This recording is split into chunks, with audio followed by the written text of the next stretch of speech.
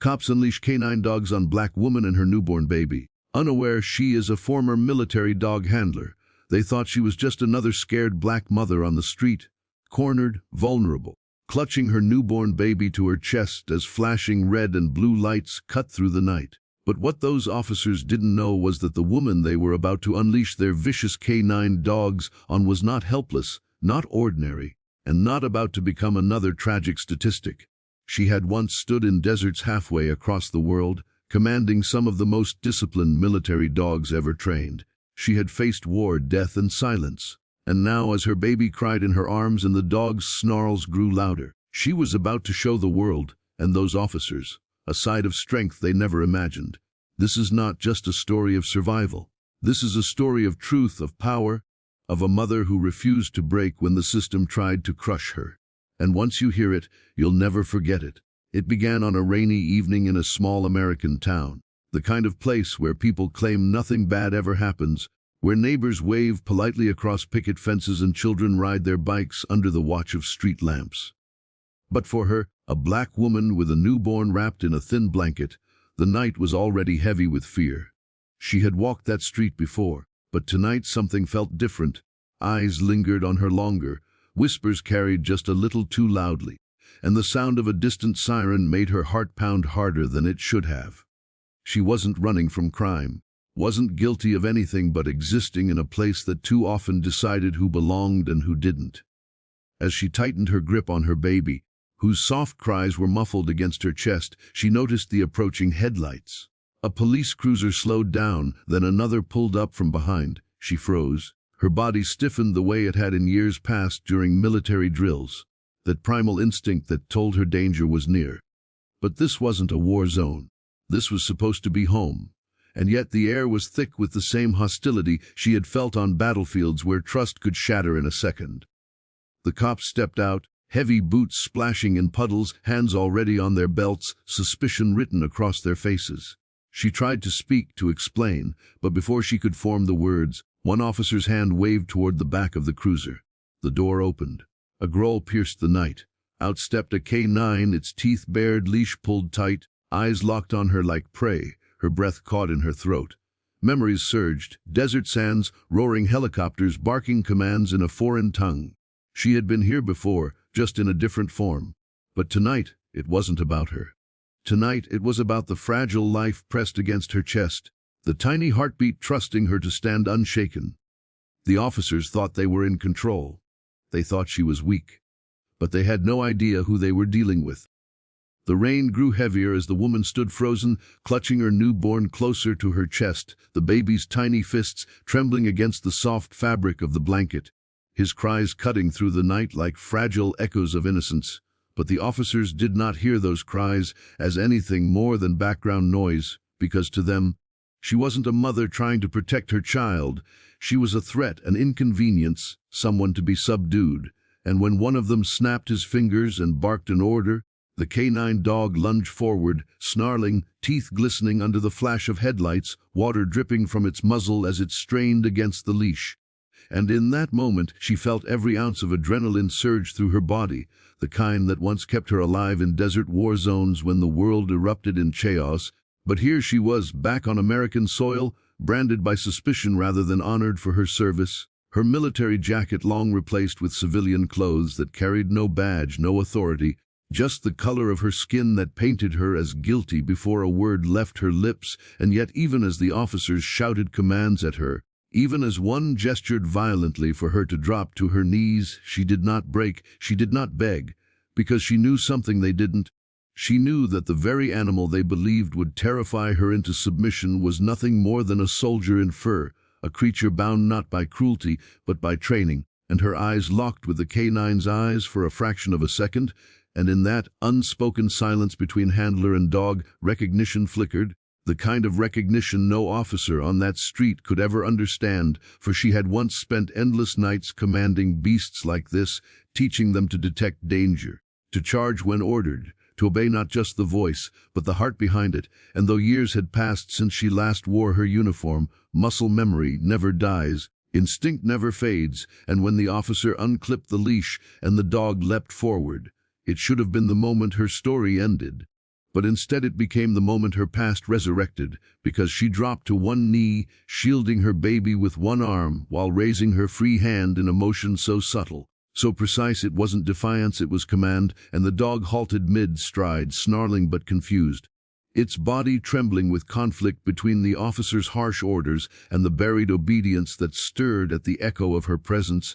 And the officers shouted louder, anger spilling into the night, rain soaking their uniforms, frustration igniting in their voices as they yelled for the animal to attack. But the dog didn't move. It circled, growled, then stopped dead, staring at her like a soldier awaiting orders, and for the first time, fear flickered not in her eyes but in theirs, because what they thought was control had slipped through their fingers, and the woman, drenched in rain, heart pounding like war drums, whispered softly to the child in her arms, not in English, but in the same foreign tongue she had once used overseas, the same tone that had steadied trembling animals on blood-soaked fields. And the dog lowered its head, ears twitching, tail stiffening, recognizing something primal and true, while the baby, as if sensing his mother's strength, quieted in her arms, the cries dissolving into soft whimpers that mirrored the sudden silence stretching across the street.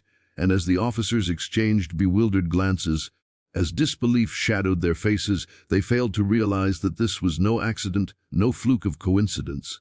This was the past colliding with the present, a hidden truth rising to the surface, a former military dog handler standing once again in command, not for glory, not for war, but for the survival of her child.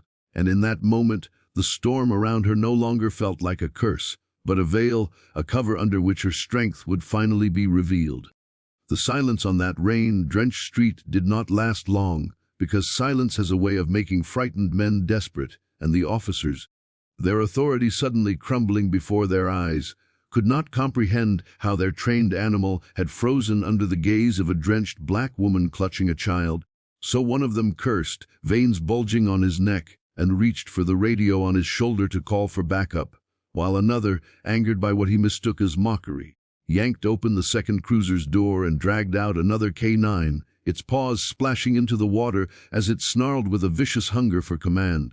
But what they did not know, what they could never know, was that she had spent years living with dogs more ruthless than these, dogs trained to sniff out mines in scorching heat, to hunt insurgents through alleys at night, dogs who had looked death in the eye beside her and refused to flinch. And as the second animal lunged, her mind was already slipping back to those endless nights overseas, to the sandstorms that blinded soldiers, to the explosions that shook the earth, to the way she had crouched behind barricades whispering into a German shepherd's ear, not with fear, but with trust, sending him forward to do what men could not. And in that instant she remembered the bond, the unbreakable thread between handler and hound. And though years and continents separated her from those memories, the language of command had never left her bones. It lived in the timbre of her voice, in the firmness of her hand, in the steel of her gaze. And as the officers screamed for the animal to strike, she turned slightly, shielding her baby with one arm and extending the other, palm open, steady as stone, and spoke a single word, not to the officers, not to the storm, but to the beast itself. And like a soldier awakening from a dream, the dog faltered, skidded, and whined, its body torn between the leash dragging it forward and the invisible leash of memory pulling it back, until finally, trembling, it sat down in the pouring rain, chest heaving, eyes locked on her with a strange reverence that sent a shiver through the watching officers. And in that instant, the woman knew she had crossed a line she could not return from, because now they realized she was not helpless, not fragile, not the cornered prey they had imagined. And anger swelled in their chests like poison, because authority built on intimidation cannot stand when fear turns to awe. So one officer drew his baton, slamming it against the hood of the car with a crack that echoed like thunder, shouting threats she barely heard because in her mind, memories spilled faster than rain.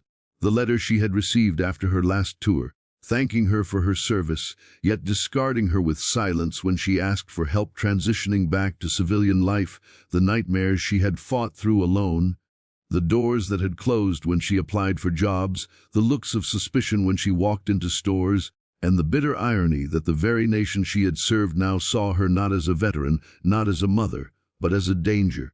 And for a moment the weight of it almost crushed her, until her baby whimpered softly, grounding her, reminding her why she could not falter, not now, not ever. And she rose taller, rain dripping from her hair, her eyes locked on the officers who now circled her with fury, their dogs subdued but their hands inching closer to weapons. And though she had never wanted this fight, though she had prayed simply to pass unnoticed through the night, destiny had chosen otherwise, and she realized with a trembling clarity that tonight was not about survival alone, it was about revelation, about tearing open the blindfold the world wore to hide its injustice. And as lightning split the sky overhead, she knew the storm was far from over. The worst was yet to come, and every second from here would decide not just her fate, but the fate of the tiny heartbeat pressed against her chest. The night roared like a battlefield, thunder clashing above as if the heavens themselves were holding their breath, the rain pouring harder, blurring the flashing red and blue lights until the whole street looked like a war zone reborn, and she, standing soaked to the bone with her newborn baby cradled tightly in her arms, became the unwilling soldier once again because the officers, humiliated and enraged, would not let her walk away unscathed, not after watching 2K9s, their supposed weapons of fear, bow to her presence like soldiers recognizing their commander. And so their voices rose in fury, barking orders at each other, debating whether to draw guns, whether to snatch the child, whether to escalate to a level they could never turn back from. And as they argued, she felt the weight of years press against her chest, memories of men in uniform who had once trusted her with their lives, who had handed her the leash of beasts that could smell death before it arrived, men who had fallen while she had survived, and now here she was, back in uniform only in spirit, facing down men who wore badges of power but not honor, men who carried weapons but not discipline. And as her baby whimpered against her heart, she whispered promises into his ear, promises that he would not grow up seeing his mother broken, promises that his first memory would not be one of terror but of strength. And with that vow fueling her, she took a step forward into the circle of hostility, rain splashing around her feet, her free hand rising slowly, not in surrender but in command. And she spoke again, this time louder, her voice steady, the same tone she had used years ago when commanding her unit's dogs through chaos, and the K9s, both of them, moved without hesitation, not toward her but away, circling their handlers with confusion before turning their eyes back to her, as if asking silently what came next. And the officers stumbled, cursing, tugging at the leashes, but the animals resisted, growling not at her but at the men holding them. And in that moment, power shifted, authority cracked. The illusion shattered. Because in the eyes of those animals, she was the true leader, the one voice they trusted, and the officers, realizing control had slipped fully from their hands, resorted to rage, one reaching for his holster, another raising his baton. But before violence could spill, she dropped to one knee in the rain, shielding her baby, and spoke a string of commands in the foreign language that once echoed across deserts under fire. Words that were not just commands but bonds of loyalty, and the K9s reacted instantly, pulling free from the officers' grips, leaping between her and the advancing men. Growls deep and protective, bodies rigid like shields of muscle and fur, and for the first time that night it was the officers who froze, staring at the animals they thought they owned now standing guard over the woman they sought to break. And silence fell, a silence heavier than thunder, broken only by the baby's soft sigh as he drifted back into calm sleep against his mother's chest. And in that fragile silence she rose again, towering not through size but through spirit, a drenched, exhausted, unarmed black woman who had turned the tools of oppression into guardians of her child. And with her eyes locked on the men who moments ago had looked at her as prey, she whispered, "You don't know me, but you will remember me." Then she walked forward, the dogs flanking her like loyal soldiers, the officers backing away in disbelief, fear replacing arrogance, and she kept walking, step after step, until the flashing lights faded behind her, until the storm softened into a drizzle, until the world felt just a little less cruel. And as she disappeared into the night with her newborn safe in her arms, her story was no longer just her own. It was a reminder that strength does not always wear a uniform, that survival is not always about weapons, and that a mother's love, sharpened by experience and sacrifice, can silence even the loudest storm. And to everyone watching, to every person listening to this tale, let it echo in your heart. Do not underestimate the quiet. Do not misjudge the broken. Because sometimes the ones you think are powerless carry the kind of strength that can move mountains. silence beasts, and rewrite destiny itself. And if you want more stories that reveal hidden truths, untold courage, and the kind of twists that leave you breathless, then make sure you subscribe right now, because you won't want to miss what comes next.